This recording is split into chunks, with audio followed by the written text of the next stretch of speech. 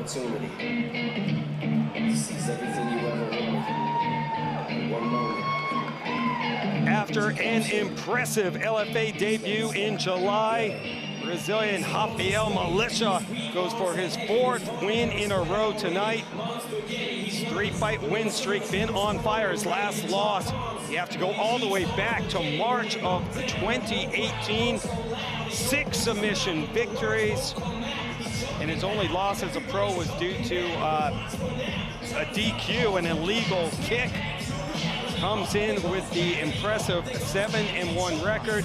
The Metal Mulisha tattoo said he got into MMA watching the great Diaz brothers and, of course, my man Gilbert Melendez. Yeah, tremendous grappler right here. Has a karate background as well, but I feel that he does his best work, though, Ron, when he can get you to the ground, especially if he's able to get your back. He's got 6 submission wins, 5 of those by rear naked choke. The Monte Leon, the lion killer. You see, very good right here. He'll go back and forth. He'll try to crank your chin up in the air. He'll find a way to get this submission. He knows this is his route to victory in most cases, but he likes to try himself out on the feet. He has that Machida karate background as well, where he feels very comfortable on the feet in all aspects of the game. But make no mistake, if he gets you on the ground, he gets your back, you're in the most danger in that fight for sure. 6 submission victories for Rafael Mulisha. And now his opponent headed to the octagon this time, Justin Wetzell.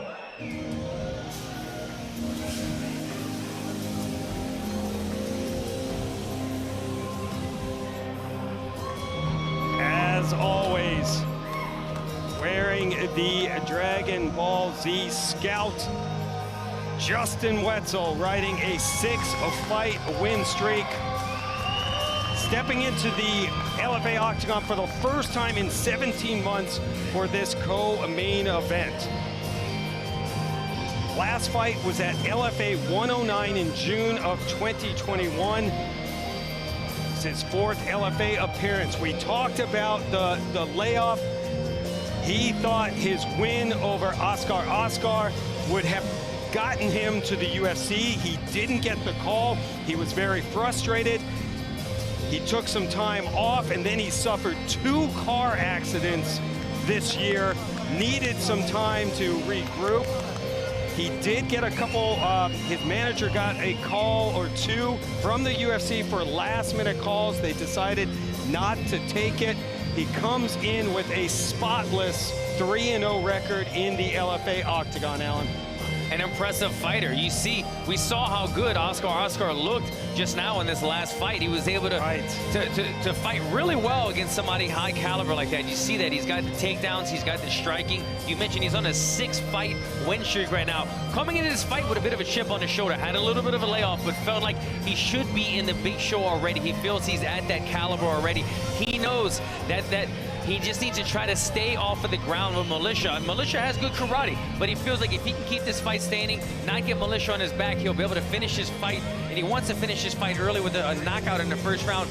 High fight IQ, I gotta say, Ron. After speaking to him, this guy breaks down everything, so analytical. Very, very smart fighter tonight. High IQ, no doubt about it, and a high power level as well, still over 9,000. Here is the tail of the tape, presented by OnlyFans. Wetzell is 30 and Mulisha 1 year older. Wetzell is 2 inches taller and will have a 2.5-inch reach advantage. Both fighters hit the 135 mark. Once again, let's go inside the octagon and Mike Kendall. Ladies and gentlemen, this is the LFA 147 co-main event of the evening. Scheduled for 3 5-minute rounds in the LFA bantamweight division. Brought to you tonight by OnlyFans, where creators earn. And now, ladies and gentlemen, introducing to you first, fighting out of the blue corner. This kickboxer and jiu-jitsu style fighter stands 5'7", weighing in 135.6 pounds. The ultimate professional record, 7 wins, 1 defeat, with 6 wins coming by way of submission. Representing California Mixed Martial Arts and Machida Karate, fighting out of Apiacas, Mato Grosso, Brazil, Rafael Mulisha. His opponent across the octagon, fighting out of the red corner, is a freestyle fighter standing 5'9", weighing 135.6 pounds. He holds a professional record, 7 wins, 1 defeat, with 3 wins coming by way of knockout. Representing Elevation Fight Team and fighting out of Denver, Colorado, Justin wetzell. Your referee, Rob Hines.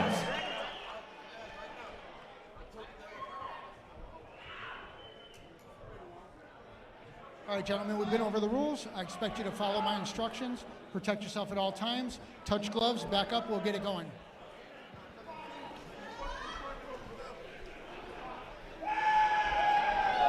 Justin wetzell, the favorite according to Bet Online. Minus 400. Comeback on Rafael mulisha plus 300. Mulisha with the blue tape and wetzell with the red tape. Ron Kruk and Alan Joban with you. This is the co-main event of LFA number 147. Both these fighters, Alan, train with some of the best fight teams on the planet. Wetzell with the Elevation Fight Team. Corey Sandhagen in his corner tonight. And mulisha with California Mixed Martial Arts and Machida Karate. Yeah, Wetzell with Sandhagen in his corner. I mean, you got to get some good looks in training with somebody like that, having him in your corner tonight as well. Great confidence booster. Houghton in Wetzell's corner as well. 6 straight wins for Wetzell, who is coming in with an attitude. He is expecting to get a win and a call-up.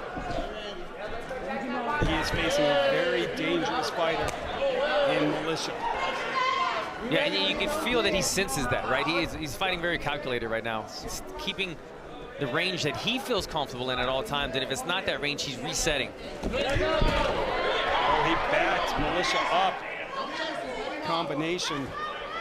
Yeah, nicely done. Blitzed him with a combination, but then didn't follow him to the fence where mulisha would be able to get his hands on him. Wetzell told us he's got to defend the choke of mulisha, fend off his takedowns, watch his hands. He said, I look to keep this fight standing up unless the takedown is there. Both men have been feinting the takedown right here. You see Wetzell doing this at the beginning, opening bell.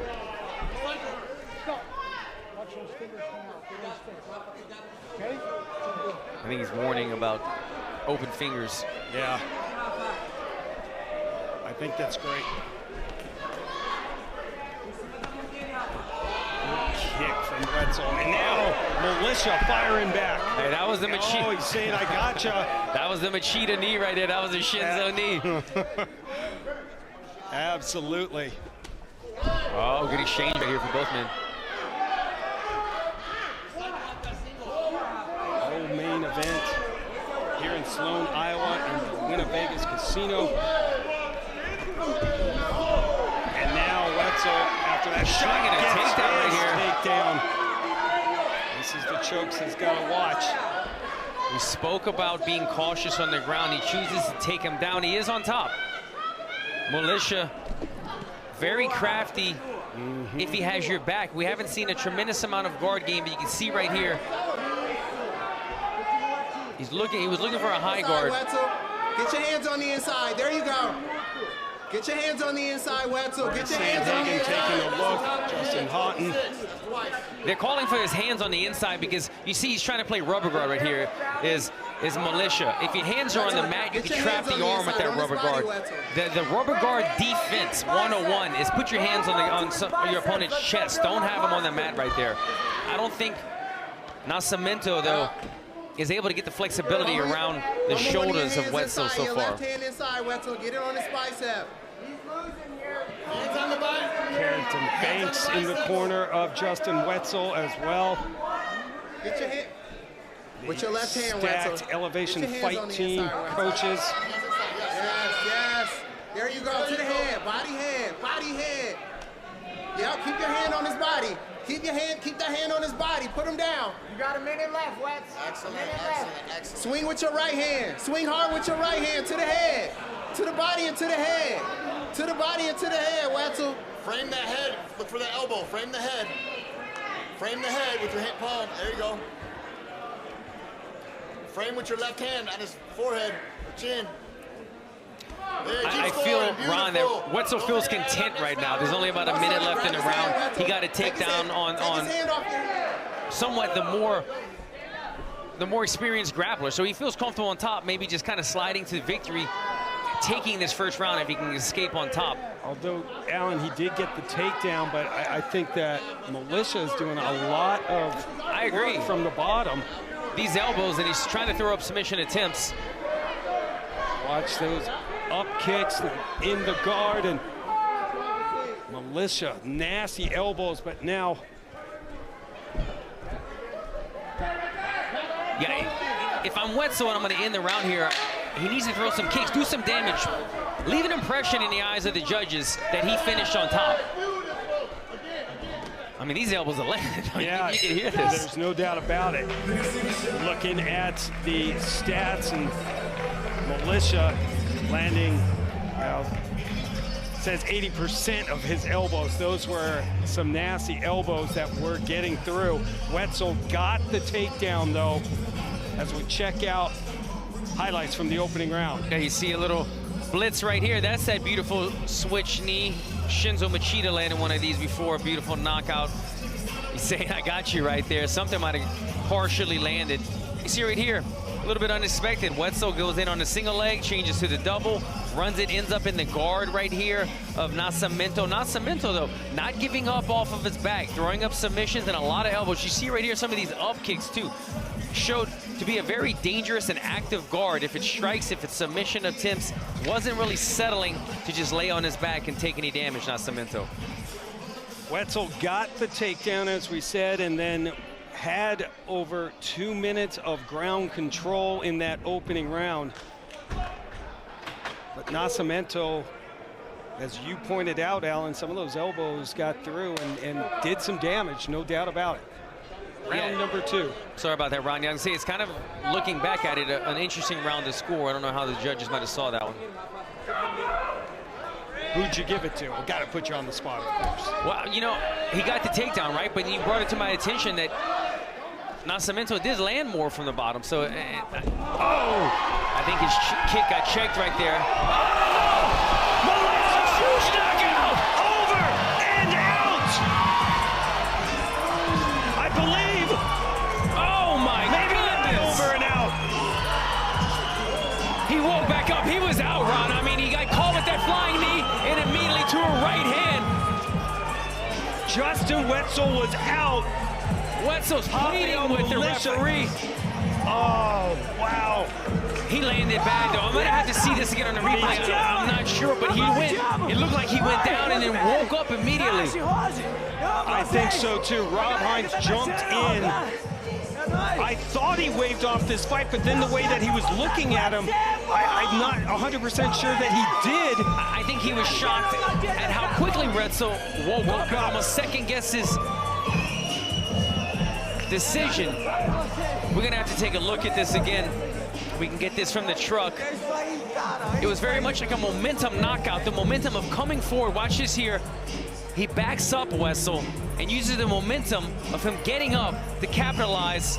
Right here, switch knee. It's the right hand that folds him. I think that was a good stoppage, Ron, because he was seeing close-up of Wetzel here. If the referee didn't step in, I feel like Mulisha would have landed 10 more shots. He was out. He was right out. here. He's and there's another one. Yeah, I understand. He woke 100%. back up on that second or third shot, but he was definitely asleep for a second there. Yes, and in a very dangerous position, too. It's going to be a tough one for Justin Wetzel to get you see it. I don't even know. What am I doing with my hands? Look at me. I mean, I'm in shock. We're both in shock, scared, outraged, you name it. Great shot, guys. Thank you. Oh, a heartbreaking defeat, though, It for makes you Justin Wetzel. 17-month layoff. You can just see the disappointment. You see it in his face, right? And I know what he's thinking right now. I've been there, where you're so close, you're knocking on the door to the big show. You've done everything right. And when you lose one more fight,